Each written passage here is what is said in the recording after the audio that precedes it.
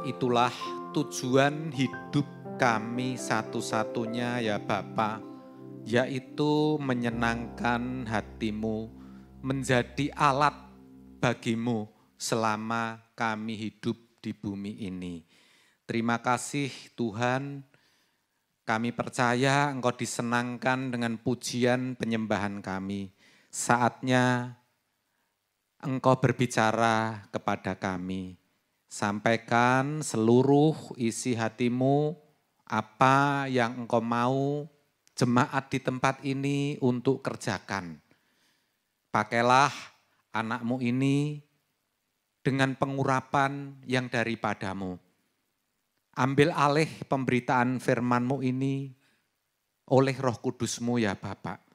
Sehingga yang kami dengar bukan suara atau hikmat manusia, tetapi benar-benar suara-Mu. Urapilah kami semua dan berbicaralah. Kami siap untuk mendengar dan hidup dalam kebenaran-Mu. Terima kasih Bapa, di dalam nama Yesus. Mari setiap kita yang siap untuk mendengar firman Tuhan, katakan bersama, amin, amin. Silahkan duduk. Bapak Ibu Saudara yang dikasihi Tuhan, Shalom. Ada sukacita pada sore hari ini, beri kemuliaan buat Tuhan kita. Haleluya. Cuaca di luar cerah dan saya percaya hati kita juga cerah. Amin Saudara. Kasih senyum kanan kiri Saudara ya, senyum yang terbaik.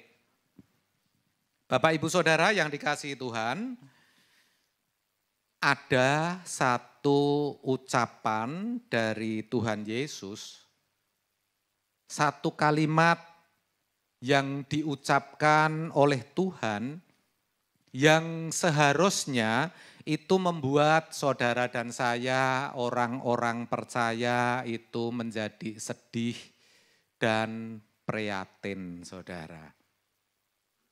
Ucapan apa itu? Kalimat apa itu saudara? Itu adalah ucapan yang dituliskan di dalam Lukas 18 ayat yang ke-8 bagian B. Di mana Tuhan Yesus berkata, jika anak manusia itu datang, adakah ia mendapati iman di bumi? Kalimat ini seharusnya membuat kita menjadi sedih dan prihatin, saudara. Kenapa? Karena kita melihat orang Kristen itu semakin banyak jumlahnya. Gereja-gereja juga semakin mudah ditemukan, bahkan besar-besar. Ya, kita perhatikan banyak bermunculan metode-metode penginjilan yang baru. Ya, misionaris, evangelis juga tidak pernah berhenti untuk melakukan tugasnya, memberitakan firman Tuhan ke tempat-tempat yang sulit untuk dijangkau, di tempat-tempat di mana kekristenan mengalami tekanan dan aniaya, saudara. Bukankah harusnya ya, akan banyak iman ditemukan di bumi, saudara? Logikanya kan begitu. Jadi kalau Tuhan Yesus sampai berkata, masihkah kudapati iman di bumi kelak ketika aku datang, itu menyiratkan, itu mengesankan bahwa banyak iman yang ada di bumi ini bukan merupakan iman yang benar, saudara. Bukan merupakan iman yang dimau Tuhan atau versinya Tuhan. Bukan iman yang menyelamatkan, yang akan membawa orang percaya ke surga, saudara.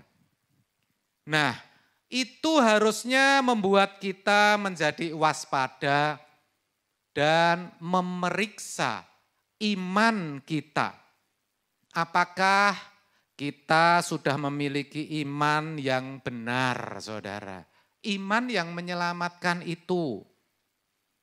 Kalau belum, wah ini bahaya, saudara.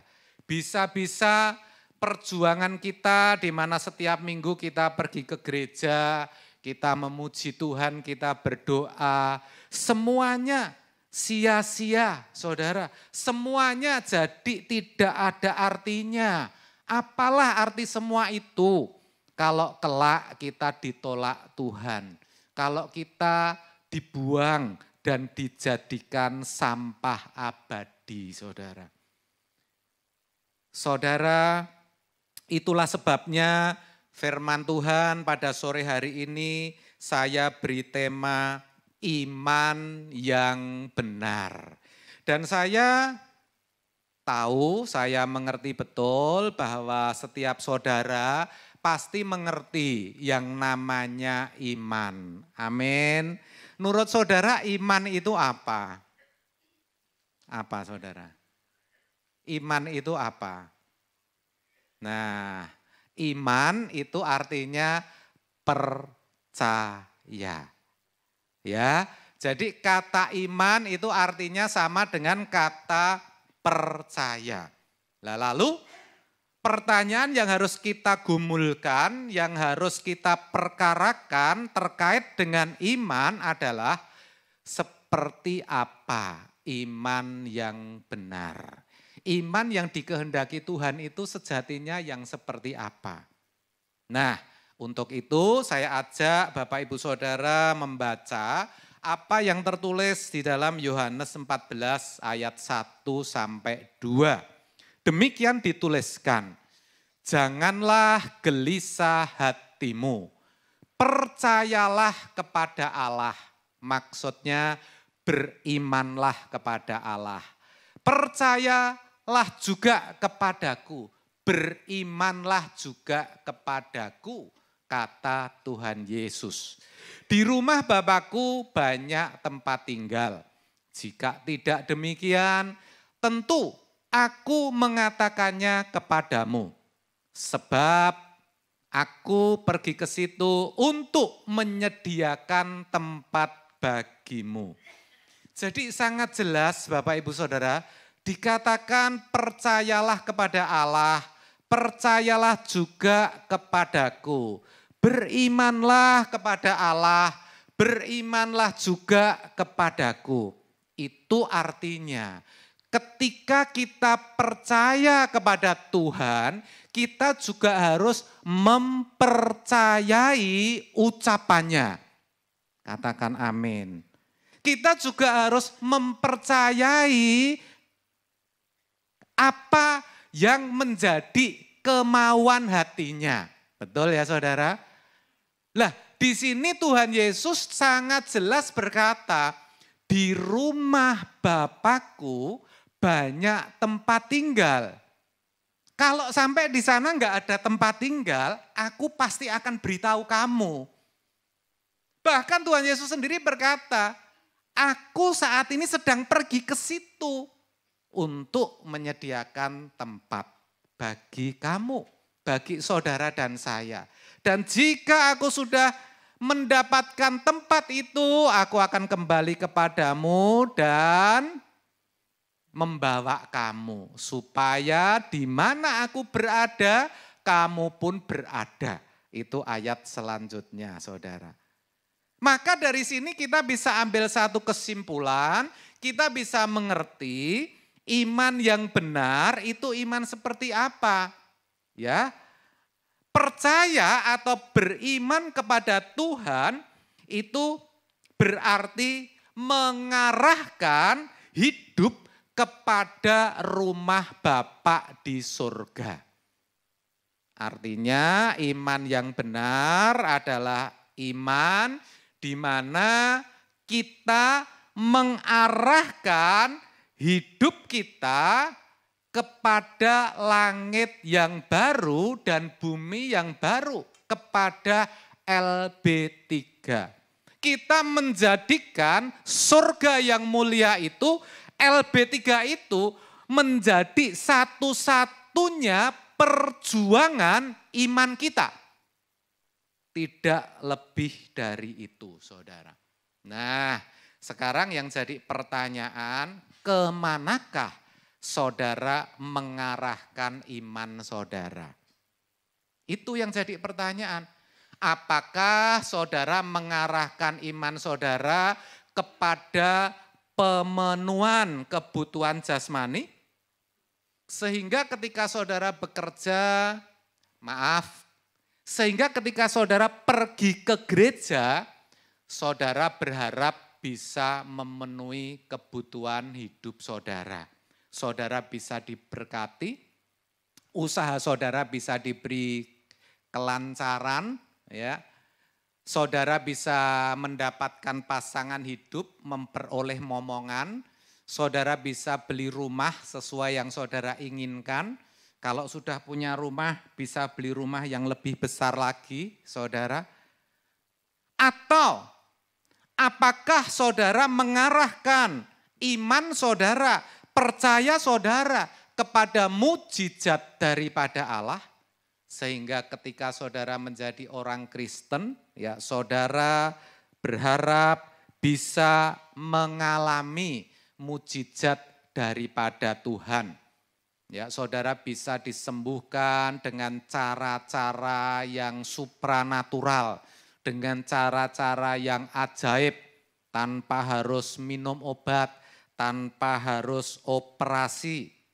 Atau apakah saudara mengarahkan iman atau percaya saudara kepada kekekalan, kepada LB3, langit baru, bumi baru, kepada surga yang mulia, di mana yang mulia Tuhan kita Yesus Kristus bertahta, di mana kita bisa mengalami perjumpaan dengan Bapa kita, saudara. Saya mau katakan di sini memang tidak salah kalau kita datang kepada Tuhan agar kebutuhan hidup kita itu terpenuhi. Iya, boleh saudara, dan itu tidak salah. Dan itu memang bisa dikatakan sebagai iman atau beriman kepada Tuhan. Tetapi yang saudara perlu tahu, itu bukan iman yang mendewasakan. Itu bukan iman yang benar. Itu bukan iman yang menyelamatkan. Itu bukan iman yang membawa saudara ke surga. Bukan, saudara. Saudara bisa ngerti? Amin. Tidak salah kalau saudara berharap mengalami mujizat atau tanda heran.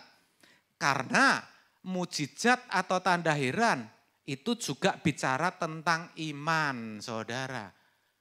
Tentu Tuhan bisa melakukan mujizat dan sampai hari ini pun mujizat itu masih ada.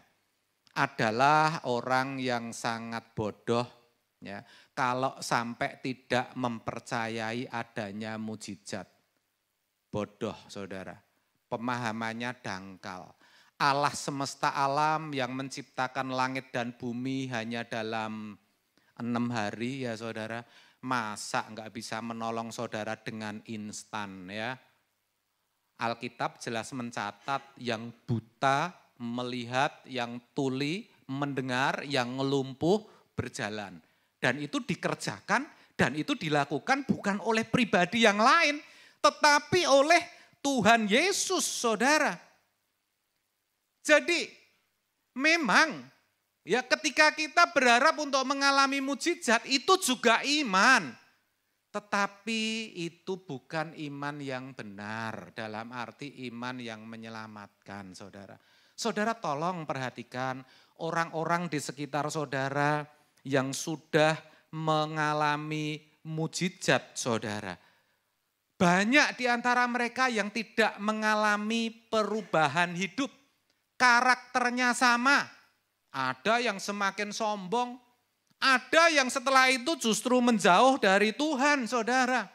Itu membuktikan bahwa iman mujizat itu bukan iman yang menyelamatkan, saudara. Bagaimana saya harus menyampaikan ini?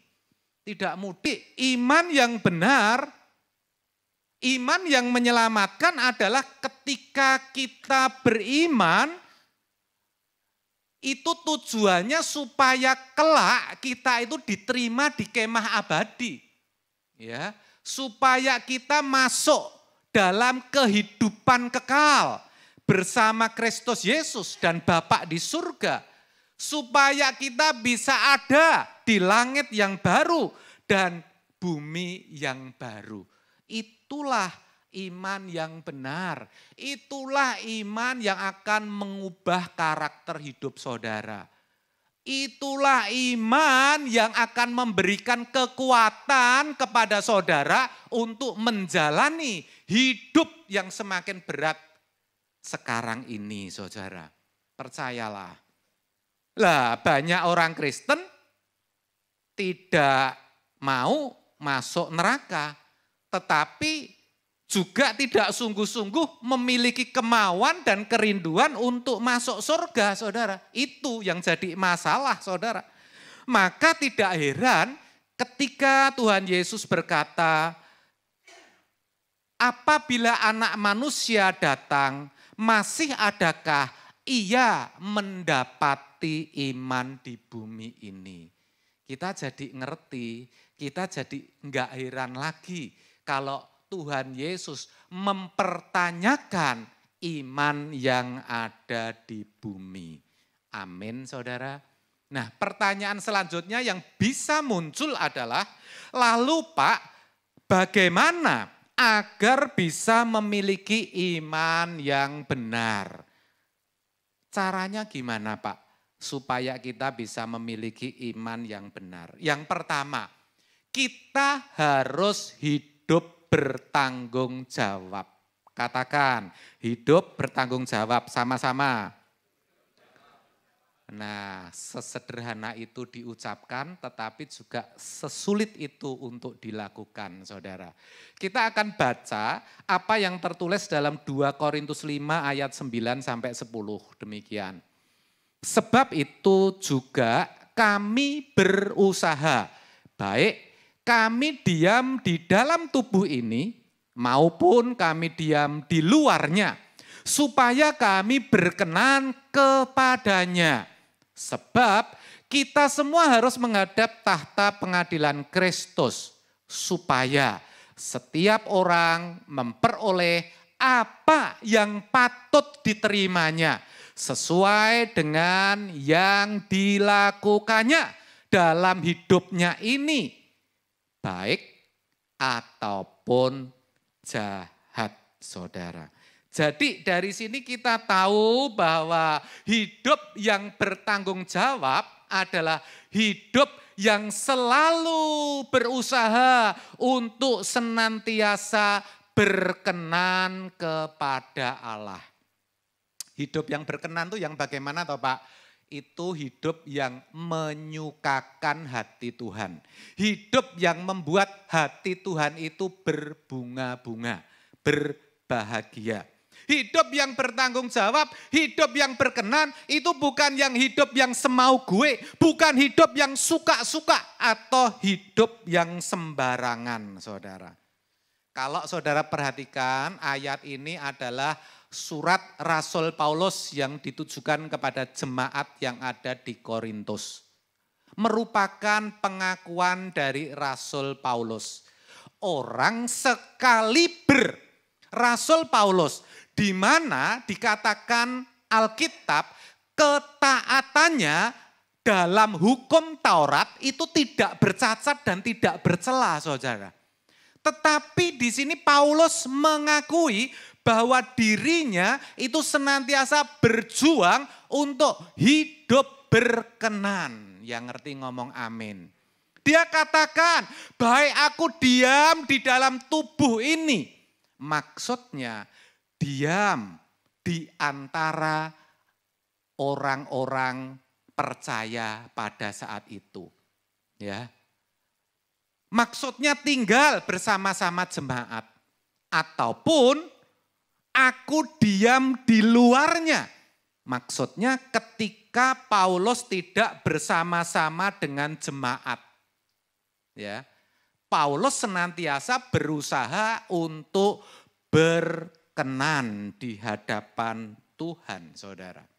Bagaimana cara Paulus ya berusaha memperagakan, menampilkan hidup yang menyukakan hati Tuhan, hidup yang berkenan kepada Allah, yaitu dengan cara menghayati keberadaan Allah serta menghayati kemahatauan Tuhan di dalam hidupnya. Senantiasa berusaha untuk menjaga perasaan Tuhan.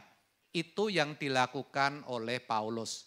Sehingga ketika ya dia dipenjarakan, dia pun juga bisa menjadi berkat.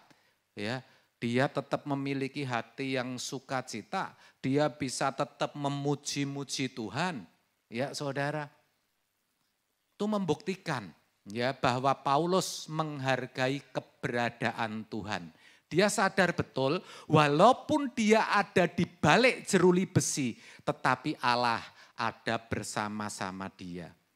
Ya, Paulus sadar betul bahwa Allah senantiasa melihat apa yang dikerjakan. Allah selalu tahu apa yang ada di dalam hatinya. Itulah sebabnya dia tetap bersuka cita, Bapak Ibu Saudara. Amin. Menjaga perasaan Tuhan, ya, menghayati keberadaan Allah, menghayati kemahatauan Allah. Pertanyaannya bagaimana dengan Bapak Ibu Saudara dan saya? Saya percaya dalam hati kecil saudara, saudara juga berkata, saya juga Pak, saya rindu menyukakan hati Tuhan. Saya ini juga berjuang loh Pak untuk berkenan di hadapan Tuhan. Tapi masalahnya apakah saudara juga menjaga perasaan Tuhan? Itu masalahnya. Apakah saudara juga menghayati bahwa Allah yang roh itu ada di mana-mana? Apakah saudara juga menghayati bahwa Tuhan itu maha tahu saudara? Itu masalahnya. Ya. Apakah saudara memperhatikan setiap keputusan pertimbangan, ucapan, perbuatan saudara? Itu masalahnya. Tentu saudara sendiri yang tahu saudara. Tapi itulah yang dilakukan Rasul Paulus untuk hidup bertanggung jawab. Yaitu berusaha untuk berkenan kepada Allah. Lalu yang kedua, bagaimana Paulus hidup bertanggung jawab? Ya, Paulus selalu ingat akan adanya pengadilan Allah. Selalu ingat saudara. Kan tadi dikatakan di ayatnya yang ke-10. Dikatakan bahwa sebab kita semua harus menghadap tahta pengadilan Kristus. Supaya setiap orang memperoleh apa yang patut diterimanya sesuai dengan apa yang dilakukannya dalam hidupnya ini. Baik ataupun jahat. Saudara, itulah yang menjadi alasan, itulah yang memotivasi, yang memberikan Paulus gairah hidup untuk selalu berkenan di hadapan Allah, untuk selalu menyenangkan hati Tuhan. Karena Paulus tahu betul bahwa ketika menutup mata itu bukan akhir kehidupan, tetapi justru awal dari kehidupan. Di mana kesadaran tidak berhenti begitu saja, tetapi justru kita akan berhadapan dengan kekekalan yang maha dahsyat itu. Dan kita akan berdiri di depan tahta pengadilan Tuhan. Pernahkah Bapak Ibu Saudara berpikir bahwa suatu hari nanti Bapak Ibu Saudara mau atau tidak, ya, percaya atau tidak, Bapak Ibu Saudara akan menghadap tahta pengadilan Tuhan. Dan apakah Bapak Ibu Saudara yakin bisa berdiri tegak di sana? Enggak ada yang bantu loh, enggak ada pasangan hidup, enggak ada pendeta, enggak ada lawyer, enggak ada. One by one, head to head, berhadapan-hadapan langsung. Wah, kalau kita menghayati itu sesuatu yang menggetarkan dan mengerikan sekali, saudara. Ya, itulah sebabnya hidup ini tidak gratis, tetapi hidup ini kelak harus dipertanggungjawabkan. Inilah yang membuat Rasul Paulus terus menjaga agar hatinya bersih, saudara. Lah bagaimana dengan kita? Apakah kita juga menjaga kebersihan hati kita, Bapak Ibu Saudara? Atau justru sebaliknya menimbun dan memelihara sampah di dalam hati kita? Ya, sampah kebencian, sampah dendam, sampah tidak suka, sampah iri hati. Kita pupuk, kita pelihara. Kita sombong, saudara, mementingkan diri kita sendiri. Sikap-sikap hati, kotoran-kotoran yang ada di hati kita itu harus kita bersihkan, saudara. Amin. Itulah sebabnya melalui kebenaran ini mari kita terus berjuang untuk hidup bertanggung jawab. Maksudnya apa? Berusaha terus untuk berkenan di hadapan Tuhan. Tidak hanya setiap hari, setiap jam, tapi juga setiap saat, saudara. Serta kita harus terus berjuang membersihkan kotoran-kotoran yang ada di dalam hati kita. Saudara, jujur ya, semua kita itu ada kok kotoran di hati. Jadi jangan saudara berpikir dan merasa rendah diri ketika saudara mengalami atau memiliki sampah-sampah seperti ini. Semua ada, saudara. Masalahnya kita mau membersihkan atau tidak, ya. Terkadang memang tidak mudah untuk melepaskan pengampunan, untuk mengampuni. Apalagi orang itu sudah melakukan banyak kejahatan kepada kita, merugikan kita secara materi, ya. Wah, itu berat, saudara. Tetapi mau tidak mau, bisa tidak bisa, pasti harus bisa. Karena Tuhan juga sudah berikan Roh Kudus-Nya untuk memampukan kita. Amin, saudara. Mau saudara membersihkan hati kita? Nah, maka kita harus selalu bersih-bersih. Yang dibersihkan bukan hanya halaman rumah atau pekarangan rumah. Bukan hanya yang ada di dinding-dinding atas, sawang-sawang. Ya, itu enggak masalah kotor. Tapi kalau hati kita kotor, aduh saudara, bahaya. Ya. Lalu apalagi saudara yang bisa menjadikan kita memiliki iman yang benar. Yang kedua adalah kita harus memindahkan hati kita ke surga. Melabuhkan hati kita ke surga. Walau kita enggak ngerti. Ada pujian gini. Aku percaya kepadamu. Walau ku tak mengerti dan tak pernah ku tahu ujung jalan ini. Betul saudara? Walau kita enggak tahu, kita harus berani untuk memindahkan hati kita kepada kekekalan, ke surga, ke langit yang baru dan bumi yang baru. Melabuhkan hati kita ke sana. Filipi 3 ayat 20 mengatakan, karena kewargaan kita adalah di dalam surga. Dan dari situ juga kita menantikan Tuhan Yesus Kristus sebagai juru selamat. Jadi saudara, secara kehidupan bernegara, saudara itu warga negara mana saudara? Indonesia. Tetapi secara rohani, warga negara saudara bukan di bumi ini, bukan saudara, bukan. Tetapi warga negara saudara adalah warga negara surga. Bukan WNB tapi WNS. Bukan warga negara bumi tapi warga negara apa? Surga. Kita harus sadar benar bahwa rumah kita itu bukan di bumi ini, saudara. Rumah kita bukan di sini. Halo bapak-bapak, ibu-ibu yang belum punya rumah, yang masih ngontrak ya. Nggak usah takut, nggak usah khawatir, nggak usah mikir ntar kalau kontrakannya habis gimana. Jalani saja. Lalui hari demi hari bersama Tuhan. Kalau hidup saudara benar, Tuhan pasti pelihara kok. Amin saudara. Saudara nggak perlu takut kalau saudara menghayati keberadaan Tuhan. Kalau saudara benar-benar menghayati bahwa Allah yang kepadanya saudara berbakti adalah Allah yang maha tahu. Amin saudara. Jalani saja karena rumah kita bukan di bumi ini. Bumi ini bukan tempat tinggal kita. Bumi ini menjadi semakin tidak nyaman untuk dihuni. Ekonomi menjadi semakin sulit. Cari pekerjaan tidak mudah saudara.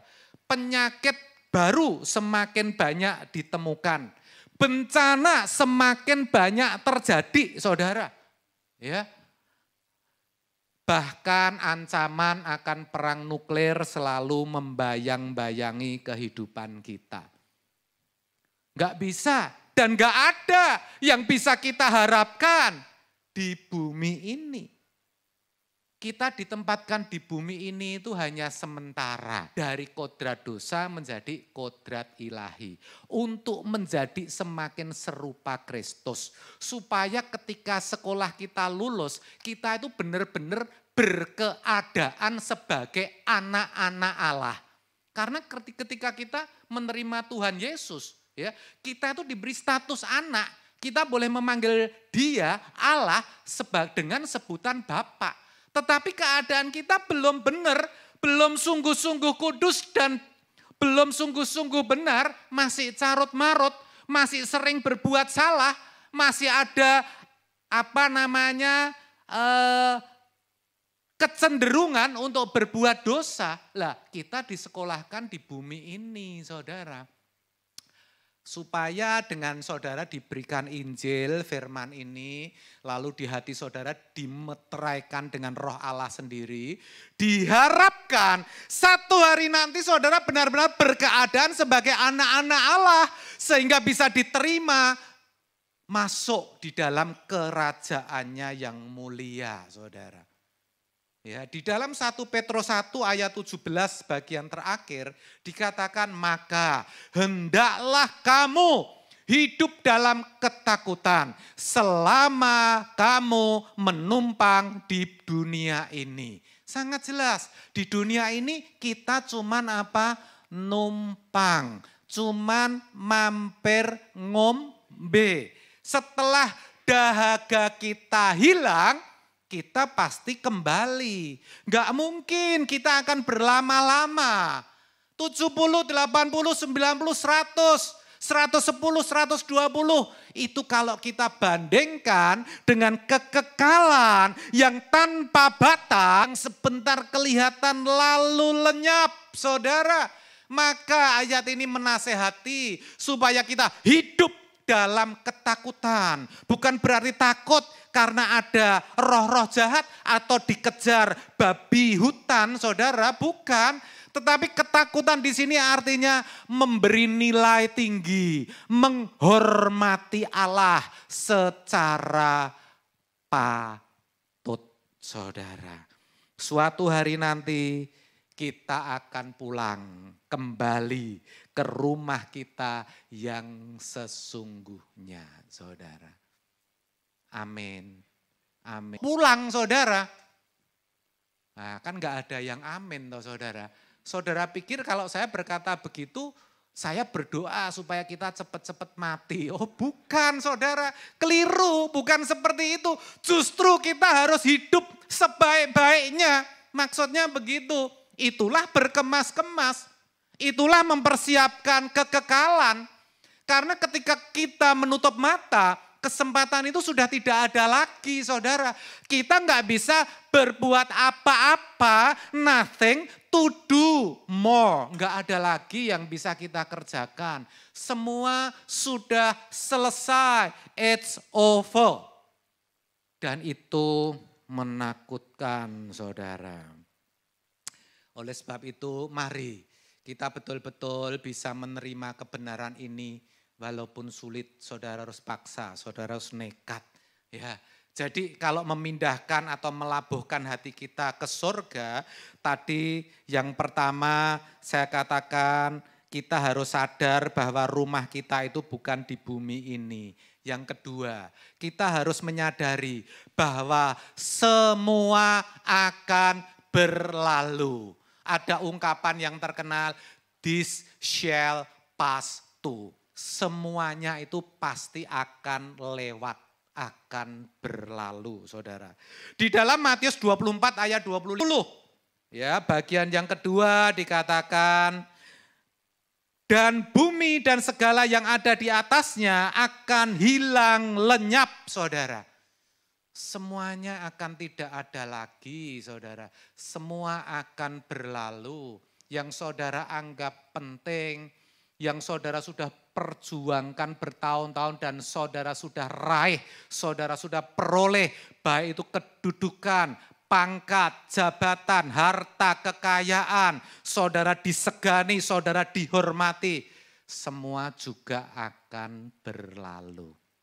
Akan, saudara, paham saudara, juga masalah-masalah hidup yang saudara hadapi, ya.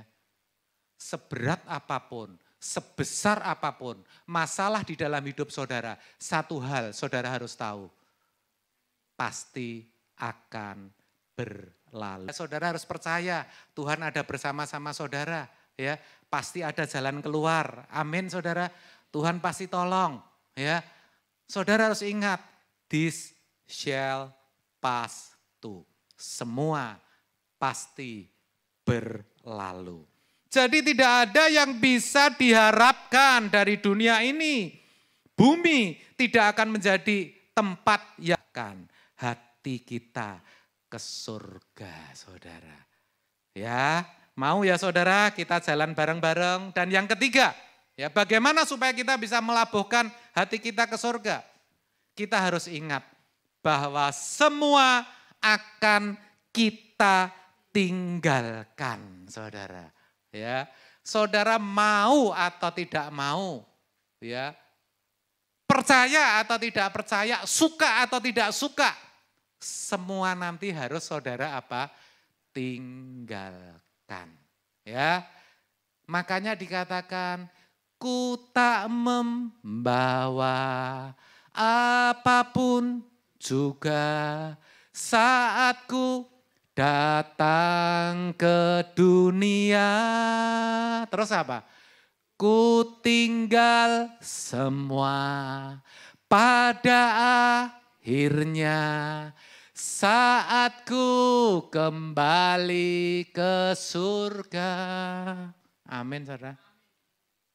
Amin, saudara.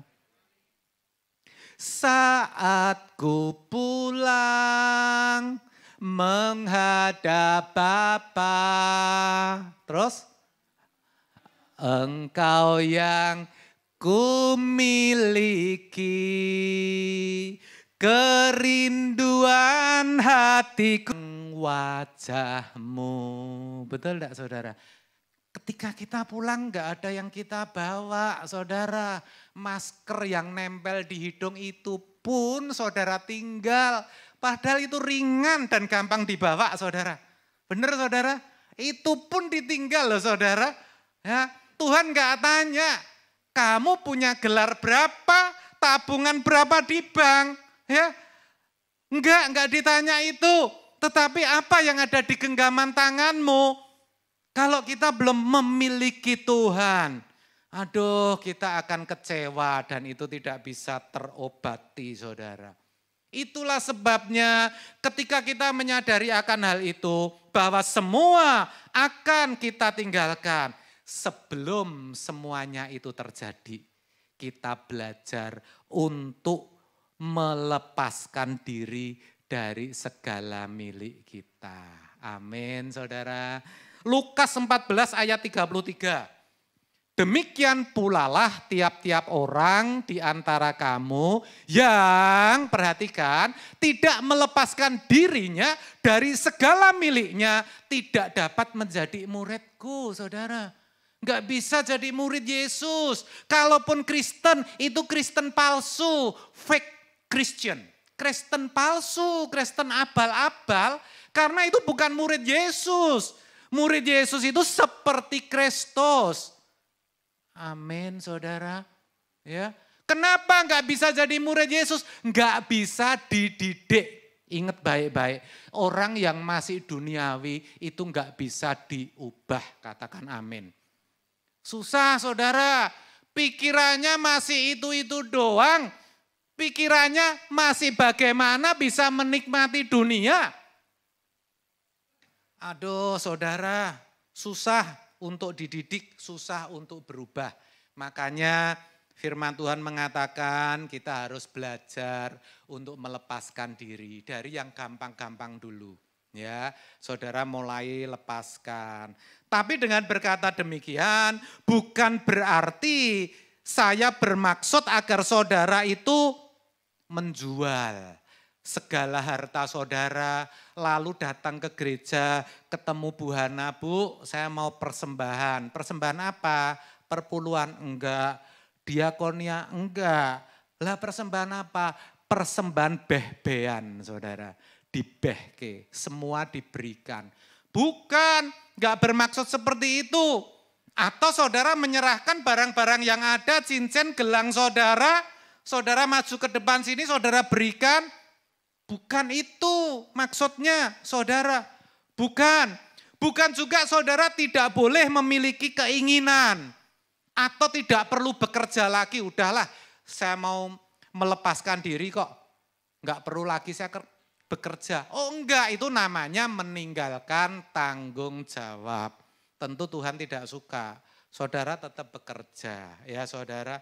Jadi bukan begitu maksudnya. Nah, sebaliknya maksud saya justru ketika saudara diberkati, saudara punya kekayaan, saudara punya tabungan lebih, punya kedudukan, punya pengaruh, punya nama baik, saudara itu harus sadar bahwa sejatinya saudara itu memiliki kesempatan lebih untuk memuliakan Tuhan, saudara. Punya kesempatan lebih dibandingkan orang-orang lain. Ya, saudara bisa mengabdi, berbakti kepada Tuhan dengan lebih leluasa. Tidak membebani orang lain. Ya, tidak merepotkan orang lain. Bahkan saudara bisa ambil bagian dalam pekerjaan Tuhan. Melalui apa yang ada dalam hidup saudara. Dengan begitu saudara berkenan di hadapan Allah. Dengan begitu tanpa sadar saudara sudah melabuhkan hati saudara ke langit baru yang bumi yang baru. Kok bisa Pak? Karena saudara tidak terikat lagi dengan apa yang ada pada diri saudara. Saudara tidak terbelenggu, saudara tidak dipenjarakan. Lah banyak orang ketika berhasil tanpa sadar sebenarnya ada dalam penjara, saudara. Penjara harta, ya, penjara nama baik. Sehingga apa? Menjadi satu ambisi. Sudah punya banyak, pengen lebih banyak lagi. Orang Jawa bilang, maunya donyo diayai, katanya begitu ya. Maunya bumi ini hanya untuk tempat tinggalnya sendiri. Kalau bisa semua diraih ya saudara. Enggak, tetapi maksud saya supaya saudara tidak terikat dengan apapun juga. Ya, saudara coba bayangkan orang yang terikat dengan sesuatu itu enggak enak loh saudara. Terikat dengan yang sederhana sajalah. Punya hobi enggak jauh-jauh. Saya misalnya punya hobi main bulu tangkis atau nge-gym begitu ya. Ketika ada aktivitas, misalnya ada rapat kerja seperti kemarin atau bagaimana. Wah, pertanyaannya saya ingat bulu tangkisnya enggak ya? Ketika ada anggota keluarga yang sakit pada jam harusnya kita olahraga, kita pilih anter atau pilih olahraga ya. Nah, itu saudara yang paling tahu, itu yang sederhana saja loh saudara. Belum yang berat. Pak, saya enggak terikat dengan kekayaan loh Pak.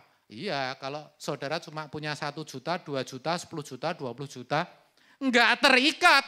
Tapi coba, kalau yang saudara miliki M, T, belum tentu saudara. Saudara bisa meninggalkan Tuhan gara-gara harta saudara. Betul saudara? Hati-hati. Maksudnya melabuhkan hati ke sana, kita harus melepaskan segala milik kita, itu kita tidak terikat. Ya. Demikian juga dengan Bapak Ibu Saudara yang mungkin belum begitu berhasil di dalam hidup ini, hidup pas-pasan ya, bahkan kekurangan. Bukan berarti saudara tidak bisa memindahkan hati saudara ke surga, bukan saudara. Ya, saudara tetap harus hidup bertanggung jawab. Saudara harus tetap kerja dengan keras. Ya, supaya apa? Supaya bisa menafkahi keluarga. Amin saudara.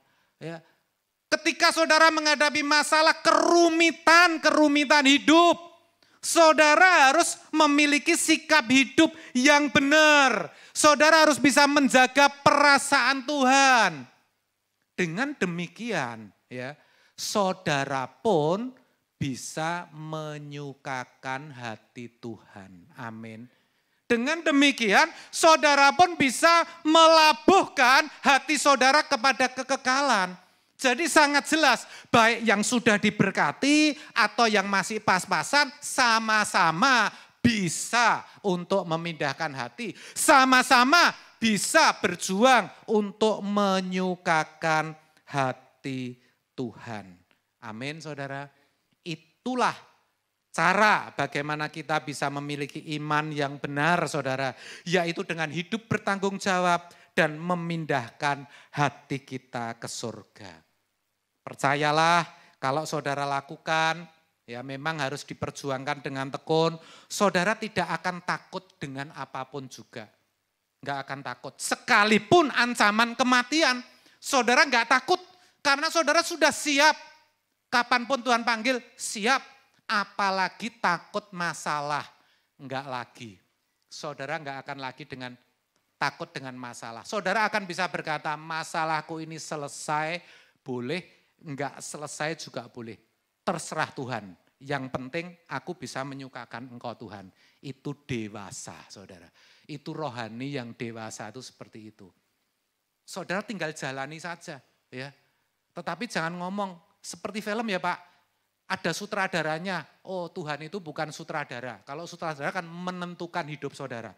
Tapi kita diberi kehendak bebas. Hidup kita tentukan sendiri, juga nasib kekal kita.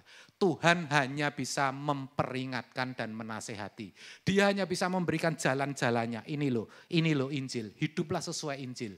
Saudara bisa mau, bisa tidak. Semua keputusan ada di tangan saudara. Tetapi kalau saudara sadar, saudara mau berjuang, maka seperti saya katakan tadi, tidak akan takut dengan apapun juga. Dan yang lebih dari itu, hati saudara ini akan senantiasa tentram, teduh, dan damai saudara. Itu luar biasa. Itulah yang dimaksud dalam doa Bapa kami. Jadilah kehendakmu di bumi seperti di surga. Nah kalau saudara hidupnya seperti itu, hidup saudara pasti berkualitas. Ya, saudara merasakan damai sejahtera dan sukacita Tuhan. Amin. Tuhan Yesus memberkati. Haleluya. Saya minta pemain musik dan juga pemuji bisa maju ke depan. Jadi sejatinya ya saudara, waktu yang singkat ini merupakan sekolah kehidupan yang harus kita isi dengan satu hal, yaitu perjuangan iman saudara. Ya, supaya kita terus berjuang menjaga perasaan Tuhan. Ya, semakin serupa dengan Kristus dan sempurna seperti Bapa. Kita enggak tahu kok kapan hari kita berakhir. Kemarin ya ada beberapa jemaat kita yang harus dirawat di rumah sakit. Dan yang mau saya sampaikan kepada saudara, ketika saya mendengar hal itu saya cukup kaget. Kenapa saudara? Karena yang satu ya mengalami gejala stroke. Tahu-tahu bangun itu mau bicara nggak bisa, cedal, tangannya diangkat susah, ketika dia terapi sendiri lidahnya digerak-gerakkan ya. Kemudian dia berusaha ke udara bebas, menghirup udara, bisa agak pulih. Tetapi ketika dia mau angkat, separuh bagiannya ini lemprek begitu. Saat ini sedang dirawat di rumah sakit, Bapak Ibu Saudara. Ada rekan saudara kita yang lain, saya kaget juga, dirawat di rumah sakit juga, vertigo dan tekanan darah tinggi, 190, 130. Dan yang penting, keduanya itu usianya masih cukup muda, jauh di bawah saya. Siapa yang bisa jamin hidup ini, saudara? Maka jangan sombong. Kalau saudara mendengar firman seperti ini, jangan saudara merasa saudara kuat, saudara gagah, saudara mampu. Ingat, apapun bisa terjadi pada diri kita. Maka mari kita berjuang untuk iman kita. Amin, saudara. Kita pujikan pujian ini. Yuk.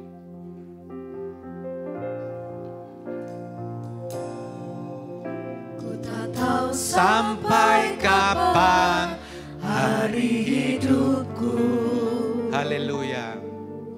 Akhir hayatku ini tidak menentu. Namun yang pasti perjalanan hidup ini berakhir di suatu saat nanti. Sebelum hari akhir hidupku tiba, sebelum semua kesempatan tiada, ku kan berjuang dalam pertandingan iman, mengakhiri dengan kemenangan. Hanya satu kerinduanku, sempurna seperti Bapakku, sesuai rancangan semula, serupa dengan Tuhan Yesus, tujuan imanku berkenan di hadapan Bapa. Mari saya undang saudara bangkit berdiri, pujikan pujian ini, hayati setiap kalimat dengan sungguh-sungguh. Tak tahu sampai kapan hari hidupku, akhir hayatku ini tidak menentu. Namun yang pasti perjalanan hidup ini berakhir di suatu saat nanti. Sebelum hari akhir hidupku tiba, sebelum semua kesempatan tiada, ku kan berjuang dalam pertandingan iman, mengakhiri dengan kemenangan. Hanya satu kerinduanku, sempurna seperti Bapakku, sesuai rancangan semula, serupa dengan Tuhan Yesus, tujuan imanku berkenan di hadapan Bapa. Haleluya, terima kasih Bapa. Kami bersyukur buat kebaikan demi kebaikan yang Engkau nyatakan kepada kami melalui Tuhan pengorbanan-Mu Tuhan, yang saat ini kami mau mengingat senantiasa betapa kasih-Mu luar biasa Tuhan, sehingga Engkau rela mati bagi kami. Terima kasih, kami juga bersyukur atas firman-Mu Tuhan, supaya kami senantiasa memiliki iman yang benar, dengan hidup bertanggung jawab, dengan mau memindahkan hati kami kepada surga. Terima kasih Bapa, meteraikan firman-Mu dalam hati kami. Berkati hamba-Mu yang sudah menyampaikan isi hati-Mu, kiranya Engkau senantiasa mengurapi dalam setiap pelayanannya dengan pengurapan yang daripada-Mu Bapa. Engkau pakai lebih lagi dalam menyampaikan isi hati-Mu, Engkau yang berkarya atas hamba-Mu Tuhan. Terima kasih Tuhan, Engkau berkati setiap pergumulannya, kesehatannya, keluarganya Tuhan memberkati. Dan kami percaya di saat kami menjadi pelaku firman-Mu, berkat yang sama pun kami terima. Terima kasih Bapa, meteraikan firman-Mu dalam hati kami, Roh Kudus, Roh kebenaran yang senantiasa membimbing kami untuk kami tetap hidup dalam kebenaran firman-Mu. Di dalam nama Tuhan Yesus Kristus yang sudah diberkati oleh firman Tuhan, bersama-sama kita katakan amin.